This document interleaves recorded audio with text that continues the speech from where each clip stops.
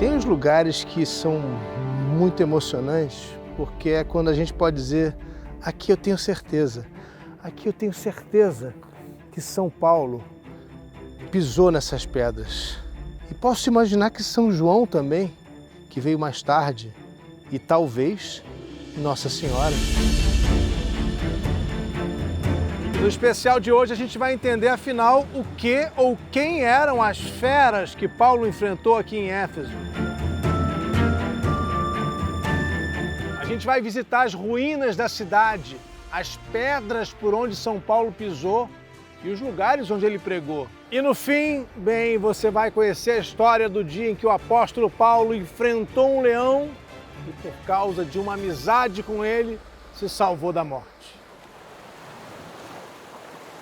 Se como homem combati em Éfeso contra as bestas, de que me vale isso se os mortos não ressuscitam?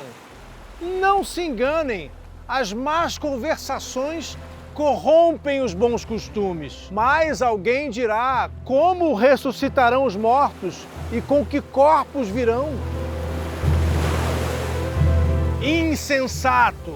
O que tu semeias não é vivificado se primeiro não morrer. A reclamação furiosa de Paulo é contra os coríntios. O povo de Corinto, uma cidade que ficava a cerca de 500 quilômetros daqui, navegando pelo Mar Egeu. Era uma reclamação contra a incredulidade daqueles que não acreditavam nem mesmo na ressurreição de Cristo, que dirá na própria ressurreição. E mostra a dificuldade que Paulo tinha durante sua pregação para convencer até mesmo os cristãos. E isso nos traz aqui a Éfeso, onde o próprio Paulo nos conta que enfrentou as bestas.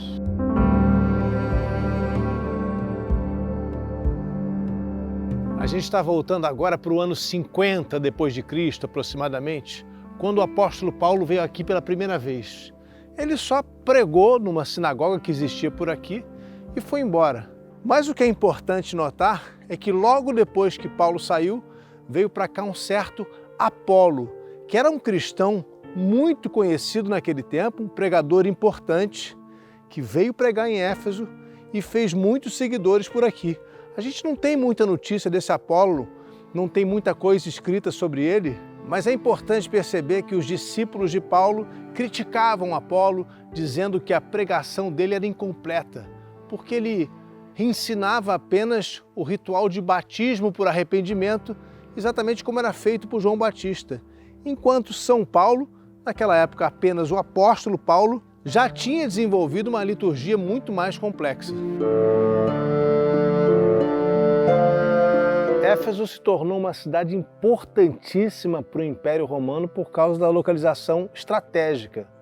Ela ficava bem na entrada do Oriente Médio, então os barcos que vinham pelo mar Mediterrâneo, descendo da Europa ou voltando do Oriente Médio para lá, passavam necessariamente por esse ponto aqui.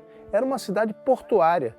Todo o dinheiro dos impostos que os romanos arrecadavam em diversas cidades pelo Oriente Médio passavam por aqui também. E isso foi fazendo de Éfeso uma cidade muito rica. Virou um centro comercial e cultural importantíssimo. Não é à toa que tem aqui 2 teatros só nesse ponto onde eu estou aqui. E além disso, muito rica, chegando a ter cerca de 250 mil habitantes. Agora, no tempo de São Paulo, Éfeso era, acima de tudo, uma cidade-santuário e não era cristã. A deusa que eles cultuavam aqui era Ártemis. E tinha nessa cidade o maior templo do mundo dedicado a ela. Aliás, uma das 7 maravilhas do mundo antigo. Os arqueólogos estimam que isso que a gente está vendo aqui é pouco mais de 15% da antiga cidade de Éfeso. Se a gente se escavarem aqui em volta, vão encontrar muito mais coisa. Mas a realidade é que o mais importante foi encontrado, que é o centro da cidade, o centro de uma cidade romana, como eram as cidades romanas, com essas colunas maravilhosas, com seus teatros, templos pagãos. A gente vai visitar agora um templo dedicado ao imperador Adriano, que governou o império um pouco depois do tempo de Jesus e dos apóstolos, mas que tocou o terror com os judeus e cristãos.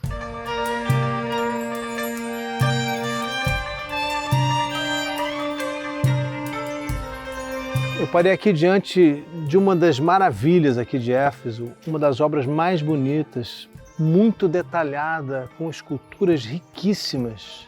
Bom, primeiro vale notar que na entrada do templo de Adriano tem uma imagem do rosto da deusa Tyche, que era tão importante para os efesianos que quando eles se despediam, eles não diziam fique com Deus, não, eles diziam fique com Tyche. Era tão importante para os efesianos que veio parar na entrada do templo de Adriano, que tem também, num segundo arco interno ali, uma imagem da Medusa, o monstro marinho, a mulher que foi transformada em monstro, que tinha escamas pelo corpo, serpentes saindo da cabeça e o poder de transformar as pessoas em pedra, um monstro muito temido. Adriano era também um monstro.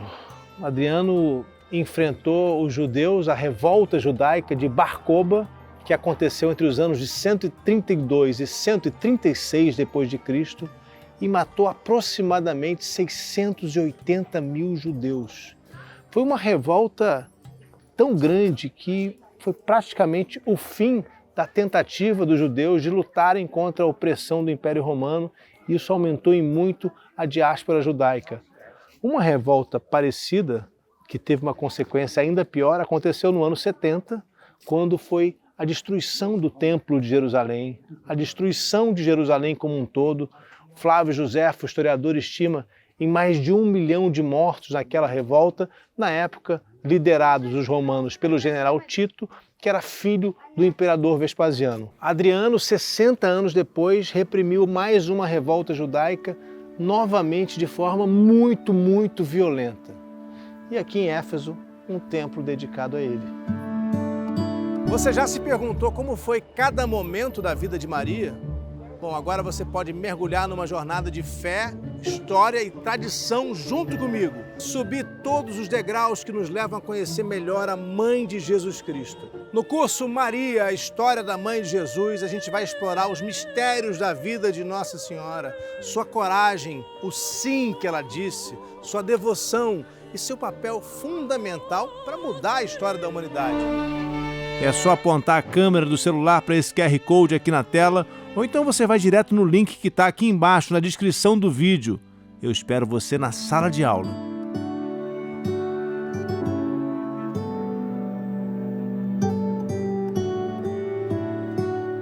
O bom aqui de Éfeso é que a gente pode sentar nas ruínas para admirar as maravilhas daquele tempo. Essa aqui é a biblioteca de Celso. Dependendo da estimativa, tinha entre 12 mil e 15 mil livros. Livros que eu falo, pergaminhos, manuscritos, não tinha imprensa, era tudo copiado à mão e trazido para cá. Chegou a ser a segunda maior biblioteca do mundo, atrás só da Biblioteca de Alexandria. E tudo começou por um certo Celso, que era um morador rico dessa cidade, que foi enterrado aqui, exatamente nesse lugar. A população não queria que ficasse apenas um túmulo aqui e havia um desejo de Celso para que se construísse uma biblioteca. Então os filhos de Celso mandaram erguer esse monumento maravilhoso que abrigava milhares de volumes de pergaminhos. Embaixo a gente vê algo muito interessante também logo na entrada, 4 estátuas femininas, mas não são mulheres nem são deusas. Elas não são representações de figuras históricas, não. São personificações alegóricas e simbolizam Sofia, a sabedoria, Arete, a excelência ou virtude, Enoia, a inteligência ou pensamento, e Epísteme, o conhecimento. Essas qualidades eram atribuídas ao próprio Celso, que foi um importante governador da província romana da Ásia Menor no século II depois de Cristo. E teve essa biblioteca construída em sua homenagem por seu filho Július Áquila, por volta de 115 depois de Cristo. As estátuas que a gente está vendo hoje são réplicas porque as originais foram guardadas no Museu de Viena, na Áustria. E eu não preciso nem de muito esforço de imaginação para enxergar aqui os filósofos daquela época nessa praça onde eles iam discutir, bem apropriado, depois de ler, depois de estudar, ou não, vinham para cá, conversavam sobre a existência, conversavam sobre religião, sobre o que era humano, sobre o que era do universo, e tudo acontecia nesse espaço, diante da biblioteca.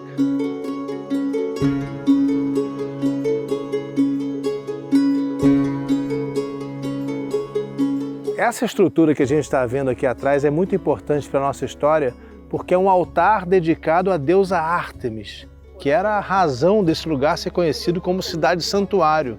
Os devotos saíam daqui em procissão e seguiam até o grande templo, a maravilha do templo que havia ali embaixo, que inclusive era um dos mais bonitos monumentos do mundo. Então esse já era um lugar de muita devoção. E é aqui que São Paulo vai chegar para apresentar o cristianismo.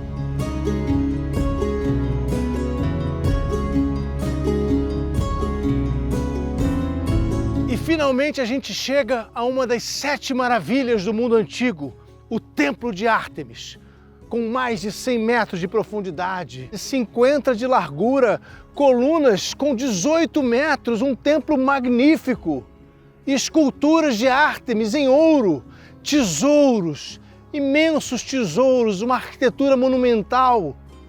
Mas cadê o templo da deusa Ártemis? Quando o apóstolo Paulo veio aqui, era justamente essa devoção que tanto o incomodava.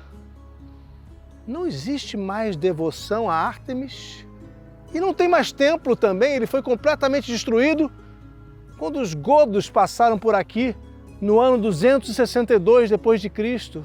E eles destruíram tudo. E depois ainda aconteceram terremotos. Só isso aqui foi o que sobrou do templo de Ártemis. Ártemis era a deusa grega da vida selvagem, da caça, da vegetação e também era associada à fertilidade. Conhecida pelos romanos como Diana. Aliás, tem uma famosa estátua no Museu do Louvre, em Paris, em homenagem a ela, conhecida como a Diana de Versalhes. Os godos eram um povo germânico lá do leste da Europa. Eles vinham saqueando cidades romanas, destruindo tudo pelo caminho. E de repente chegaram aqui a Éfeso, encontraram essa maravilha, não pensaram 2 vezes, roubaram tudo que tinha aqui dentro, estátuas de ouro, todos os tesouros do templo de Ártemis, os godos roubaram. Não satisfeitos, arrebentaram com tudo, botaram tudo abaixo. Não dá para saber se de alguma maneira um conflito religioso levou os godos a destruir isso aqui, mas não era o principal. Já no caso do apóstolo Paulo, sim, quando ele veio até aqui, ele quase morreu, na verdade, por causa de um conflito religioso, quando ele quis pregar contra a deusa Ártemis, e aí um certo Demétrio, que era fabricante e comerciante de objetos relacionados à deusa Ártemis, o Demétrio não gostou da pregação de Paulo. Senhores, vocês sabem muito bem que deste ofício temos a nossa prosperidade e estão vendo e ouvindo que não só em Éfeso, mas em quase toda a Ásia, este Paulo tem convencido e afastado uma grande multidão, dizendo que não são deuses os que fazemos com as mãos.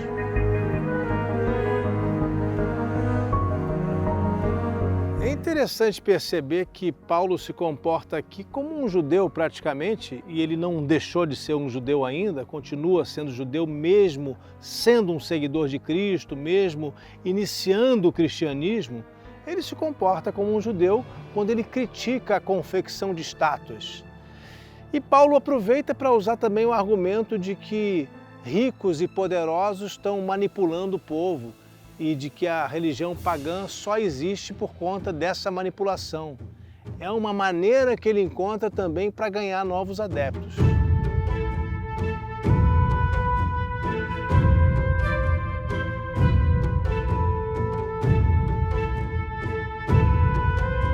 Essas arquibancadas que você está vendo aqui são do grande teatro de Éfeso.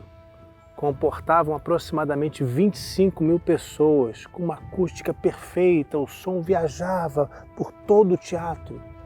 E segundo Atos dos Apóstolos, Paulo queria vir até aqui pregar contra a deusa Ártemis. Lembrando, a deusa Ártemis tinha um santuário aqui do lado, tinha um templo imenso. Toda essa cidade tinha um grande comércio que girava em torno da deusa Ártemis. E os discípulos de Paulo primeiro tentaram impedi-lo, mas ele parecia decidido. Fez um grande discurso e esbravejou publicamente contra a deusa Ártemis, diante de todos os seus devotos, e esse teatro veio abaixo. Foi um certo Demétrio quem expôs o apóstolo Paulo. E depois que ele falou, a multidão ficou furiosa contra Paulo. E não somente há o perigo de que a nossa profissão caia em descrédito, mas também de que o próprio templo da grande deusa Ártemis seja estimado em nada, vindo a ser destruída a majestade daquela que toda a Ásia e o mundo veneram. As pessoas que ouviram aquilo ficaram furiosas. Era uma multidão de devotos da deusa Ártemis. E eles começaram a gritar: grande é a deusa dos Efésios! Grande é a deusa dos Efésios! E aí apareceu um judeu de nome Alexandre tentando acalmar a multidão com um discurso que não colou muito, ele foi rejeitado e finalmente veio uma autoridade romana para acalmar todo mundo. Efésios, disse a autoridade, existe por acaso alguém aqui que não saiba que Éfeso é a cidade santa da grande Ártemis e de sua estátua caída do céu? Em Atos dos Apóstolos, a história termina bem, Paulo abraça os discípulos e parte em viagem para Macedônia. Mas existe um outro manuscrito, praticamente da mesma época, chamado Atos Apócrifos de Paulo, que diz que ele saiu preso daqui. Bom, e termina com aquela fantástica história do leão de que eu falei no começo. Essa cena teria acontecido também aqui no teatro.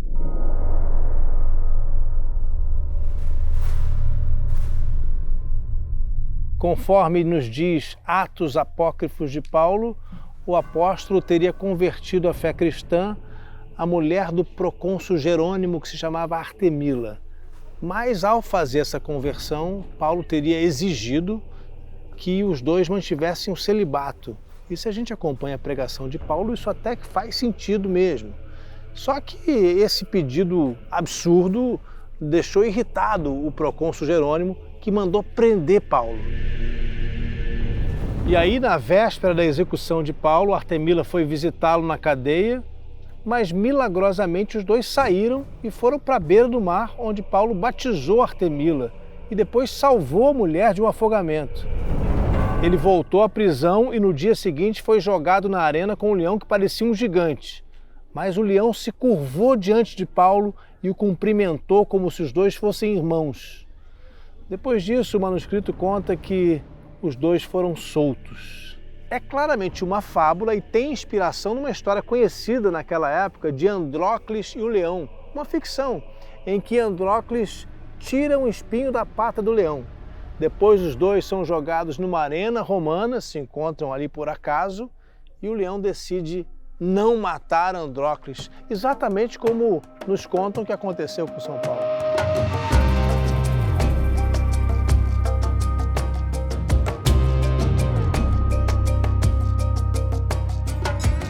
A carta de São Paulo aos Efésios é uma das que a gente tem praticamente certeza de que não foram escritas por ele e provavelmente por um discípulo. Mas só o fato de ter uma carta dedicada aos Efésios, escrita por um discípulo de Paulo, já mostra pra gente a importância que esse lugar teve na vida, especialmente no tempo final de pregação de São Paulo, que depois de passar 3 anos vivendo aqui, seguiu em sua jornada final em direção a Roma, onde acabaria morto pelo capricho do imperador Nero. De qualquer forma, a carta de São Paulo aos Efésios fala muito de como era a doutrina daquele pregador e de como ele buscava em suas viagens trazer os não-judeus para dentro da religião que ele estava ajudando a construir. Agora em Cristo Jesus, vocês que estavam longe foram trazidos para perto, graças ao sangue de Cristo. Cristo é a nossa paz. De 2 povos ele fez um só, Na sua carne derrubou o muro da separação, o ódio, aboliu a lei dos mandamentos e preceitos. Ele quis, a partir do judeu e do pagão, criar em si mesmo um homem novo, estabelecendo a paz. Quis reconciliá-lo com Deus num só corpo por meio da cruz. Foi nela que Cristo matou o ódio. Ainda odiado por muitos efésios que estavam revoltados com sua pregação contra a deusa Ártemis, Paulo saiu de Éfeso para nunca mais voltar. Mas um outro seguidor de Cristo veio para cá e teria ficado até o dia de sua morte. João, que a tradição acredita ter sido o mais jovem dos apóstolos de Jesus, construiu grande história por aqui. Segundo uma tradição, teria inclusive trazido Maria, a mãe de Jesus. E Maria teria vivido nessa casinha de pedra até o fim de seus dias. Mas será que foi assim mesmo? Bem, isso é assunto para um outro episódio. A nossa jornada continua.